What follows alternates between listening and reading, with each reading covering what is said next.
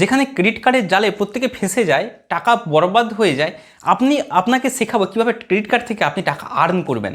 অর্থাৎ যেখানে সবাই টাকা খোয়ায়, তাদের লস হয়, হাই ইন্টারেস্ট দেয়, 36%, 40% ইয়ারলি সুদ দেয়, সেখানে আমি আপনাকে শেখাবো কীভাবে এখান থেকে আপনি ফায়দা তুলবেন। এবং ভিডিও শেষে আপনাকে এটাও দেখাবো যে আপনি কীভাবে ক্রেডিট কার্ডকে কাজে লাগিয়ে আপনি এক্সট্রা 2 লক্ষ টাকা আর্ন করতে পারেন। চলুন শুরু করছি ভিডিও। প্রথম আগে বলি ক্রেডিট কার্ড কাদের জন্য বানানো হয়েছে। আগে শুরু করছি, ক্রেডিট কার্ড হচ্ছে বানানো হয়েছে কাদের জন্য? আমার জন্য না, ব্যবসায়ীদের জন্য। কেন জানেন? উদাহরণ দিচ্ছি। ধরুন কোনটা আইফোন লঞ্চ হয়েছে, যেমন iPhone 17 লঞ্চ হয়েছে, দাম যাই হোক আমি ধরলাম অ্যাপ্রক্স দাম 1.5 lakhs। তাহলে এই যে এত দাম, এই টাকাটা আইফোন ধরুন যারা কিনতে চায় তারা কি কিনতে পারবে? কিনতে পারবে না। তাহলে কিনতে যদি না পারে তাহলে টাকাটা কোথা থেকে আসবে? তখন কি করলো ব্যবসায়ীরা, তারা ব্যাংককে বলছে আপনারা এমন কিছু সিস্টেম চালু করুন যাতে প্রত্যেক মাসে মাসে এটা দিতে পারে। এই রকম কারণের জন্য ব্যাংক কী করলো? চালু করলো ক্রেডিট কার্ড। অ্যাকচুয়ালি এই ক্রেডিট কার্ড এটা অবশ্যই ভালো না খারাপ ডিপেন্ড করছে আপনি কীভাবে ব্যবহার করছেন। ক্রেডিট কার্ড যদি আপনি সঠিকভাবে ব্যবহার করেন তাহলে আপনি এখান থেকে অবশ্যই আর্ন করতে পারবেন, ফায়দা তুলতে পারবেন। এবং যদি ক্রেডিট কার্ড যদি ভুলভাবে ব্যবহার করেন তাহলে আপনার কিন্তু লস হবে। তাহলে ক্রেডিট কার্ড ব্যবহার করার কতগুলো আপনাদেরকে রুল বলছি। ক্রেডিট কার্ড নেওয়ার আগে বা নেওয়ার পর আপনারা এই রুলগুলো অবশ্যই মেনে চলবেন।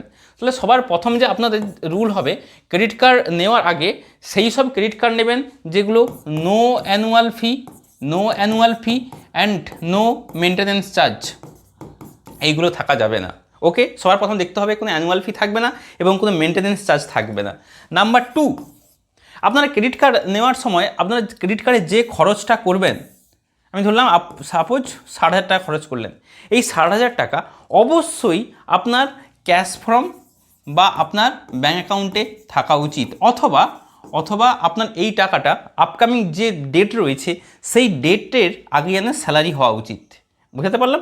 তবে আপনি কিন্তু খরচ করবেন, নচেত কিন্তু ক্রেডিট কার্ডে খরচ করবেন না।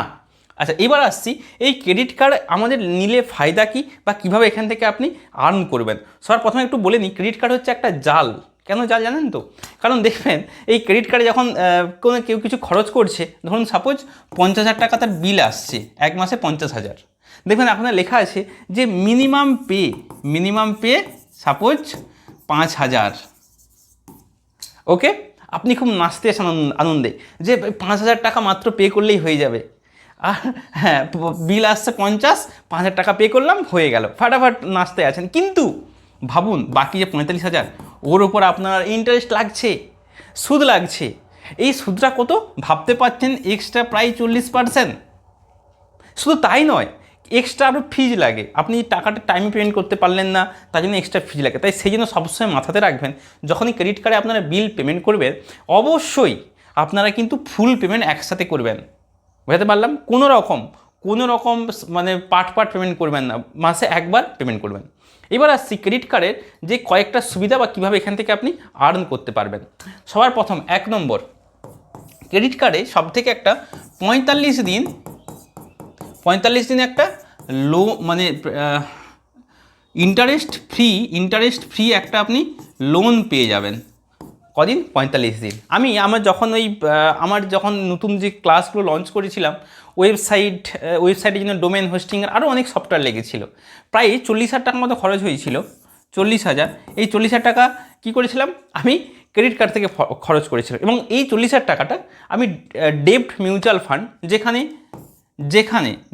যেখানে এই রকম করে টাকা বাড়তে থাকে সেখানে লাগিয়ে দিয়েছিলাম। ফলে এখান থেকে আমি এক্সট্রা একটা প্রফিট পেয়েছিলাম। আচ্ছা, আসছি 45 দিন। এই 45 দিনের সিস্টেমটা অনেকে বুঝতে পারে না, আপনাকে একদম ইন ডেপথ আপনাকে বোঝাচ্ছি। দেখুন কীরকম। ধরুন আপনি খরচ করলেন, এটা কি মাস? মে মাস। ধরুন মে মাসের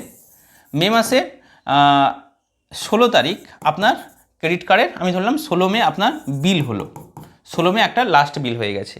এবার 16 মে থেকে 16 জুন পর্যন্ত আপনি যা খরচ করছেন, 16 মে থেকে 16 জুন পর্যন্ত আপনি যা খরচ করছেন সেই সম্পূর্ণ খরচটা আপনার 16 জুন বিল আসবে। ওকে, যে সারা মাসে আপনি এত টাকা খরচ করেছেন। এবার এই যে খরচ করছেন, আপনাকে 16 তারিখে পেমেন্ট করতে বলবে না, আপনাকে এক্সট্রা আরও 15 দিন টাইম দেবে।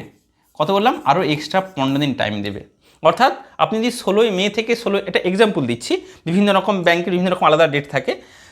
এসবিআই সাধারণত এইটা থাকে যে 16 মে থেকে যদি 16 জুন আপনি যদি যা খরচ করছেন 16 জুন আপনার বিল হইল, সেই বিল 16 জুন তো অ্যাপ্রক্স টাইম থাকে জুলাই 2 বা 3 জুলাই পর্যন্ত আপনি টাকাটা পেমেন্ট করতে পারবেন। মানে এদিকে প্রায় 1 মাস, এদিকে 15 দিন, প্রায় 45 দিনের মতো আপনি এক্সট্রা পাচ্ছেন টাকা, কোনো রকম সুদ দিতে হচ্ছে না। এর থেকে আর ভালো কী জিনিস? ওকে, এটা অবশ্যই ভালো। তাহলে ক্রেডিট কার্ড কিন্তু ব্যবহার করা উচিত অবশ্যই, যে আপনার একটা ইন্টারেস্ট ফ্রি আপনি একটা লোন পেয়ে যাচ্ছেন। এই আর মজার ব্যাপারটা কী বলুন তো, এই ক্রেডিট কার্ড যখনই আপনি নেবেন সঙ্গে সাথে এবং যদি টাইমে পেড করেন, টাইমে যদি পেমেন্ট করেন, তাহলে আপনার যে ক্রেডিট স্কোর বা সিবিল স্কোর এটা কিন্তু বাড়তে থাকে। সিবিল স্কোর কি আসছি চলুন। সিবিল স্কোর থাকে 1 থেকে 900 পর্যন্ত। কত? 1 থেকে 900। এই 1 থেকে 900 এই পুরোটা সিবিল স্কোরের উপর ডিপেন্ড করে, এইটার উপর ডিপেন্ড করে আপনাকে লোন দিয়ে থাকে। ব্যাপার হচ্ছে ধরুন মোটামুটি যদি কারো সিবিল স্কোর 750 বা 800 প্লাস থাকে, তা বলা হয় তার ভালো স্কোর। যদি আপনি কখনো লোন না নেন তাহলে কিন্তু আপনি কখনো সিবিল স্কোর বেশি আপনার হবে না।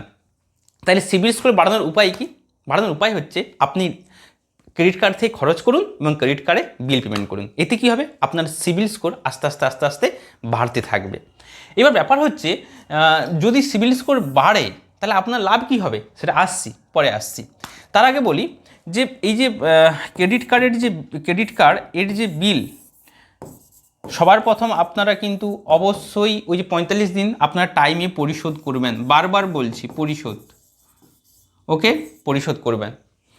আচ্ছা, ব্যাপার হচ্ছে এই যে ক্রেডিট স্কোর এইটা বাড়লে কি হয়, সবার প্রথম যে মেন সুবিধা হয়, সেই মেন সুবিধা হচ্ছে কি, আপনি যে লোন সহজেই পেতে পারেন। ধরুন আপনি ব্যবসার জন্য লোন চাইছেন, সেই লোন সহজে পেতে পারেন। বা সবথেকে গুরুত্বপূর্ণ, আপনি যখনই ক্রেডিট স্কোর আপনার বেশি থাকবে, আপনার কম ইন্টারেস্টে আপনি সুদ পাবেন।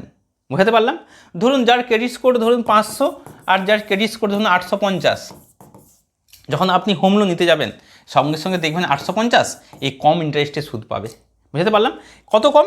0.25, 0.5 এরকম কিন্তু অনেক কম হচ্ছে ইন্টারেস্ট রেটে সুদ পেতে পারে। এবার ব্যাপার হচ্ছে তাহলে আপনাদের জন্য করণীয় কী? সবার প্রথম বলছি, আপনাদের যতগুলো খরচ, যা খরচ করার প্রয়োজন এবং যতগুলো মানে মাসিক যে খরচ হয়ে থাকে, সেই প্রত্যেকটা খরচ আপনারা চেষ্টা করবেন ক্রেডিট কার্ডে করা, এবং সেই একই পরিমাণ অ্যামাউন্ট যেন অবশ্যই আপনার অ্যাকাউন্টে থাকে। আবার বলছি, আপনি সেই খরচটাই ক্রেডিট কার্ডে করবেন যেই খরচটা যেন অবশ্যই আপনার অ্যাকাউন্টে থাকে, এবং বা স্যালারি এলে যেন সেই পরিমাণ টাকাটা পুরোপুরি চলে আসে। তাহলে আপনি সবার প্রথম ক্রেডিট কার্ডে সমস্ত কিছু কেনাকাটা যা কিছু ক্রেডিট কার্ডে করবেন এবং মাসে মাসে পরিশোধ করবেন। তাহলে ভাবুন, লোন নিচ্ছেন, লোন শোধ করছেন, তাহলে আস্তে আস্তে আপনার ক্রেডিট স্কোর বাড়তে আছে। তাহলে টাইমে দিলে আপনার ক্রেডিট স্কোর বাড়বে। এইবার যখনই বাড়ছে আপনি কম ইন্টারেস্টে সুদ পাচ্ছেন। একটা হিসাব বলছি, দেখুন, যদি আপনার ক্রেডিট স্কোর বেশি থাকে আর যার ক্রেডিট স্কোর কম থাকে, তাহলে অ্যাটলিস্ট 0.5%-এর হেরফের হয়ে থাকে। আপনি ধরুন হোম লোন নিচ্ছেন, ধরুন আপনি 20 লক্ষ টাকাটা হোম লোন নিলেন, 20 লক্ষ টাকাটা হোম লোন নিলেন, আপনার ক্রেডিট স্কোর বেশি, কারণ মাসে মাসে আপনি লোন পেমেন্ট করছেন, ক্রেডিট কার্ড লোন, এই 20 লক্ষ টাকা বেশি, 0.5%, কত হেরফের? আপনারা বলেন কেন এইটুকু এমন কি হেরফের? এটাই অ্যাপ্রক্স আপনার 2 লক্ষ টাকার পার্থক্য করে দেবে। অর্থাৎ এই এক্সট্রা 5% কমের জন্য আপনার 2 লক্ষ টাকা কম, তার মানে আপনার এখানে 2 লক্ষ টাকা বেঁচে যাবে। শুধু কত টাকা রোজগার করছি এমন না, কত টাকা বাঁচছে সেটাও কিন্তু দেখতে হবে। তাহলে এই ছিল ক্রেডিট কার্ডের একটা শর্ট একটা ভিডিও। এরপর আপনাদের ক্রেডিট কার্ড সম্বন্ধে যদি কোনো রকম ডাউট থেকে থাকে আপনারা কমেন্ট করবেন, আমি অবশ্যই ভিডিও বানাবো। টাটা।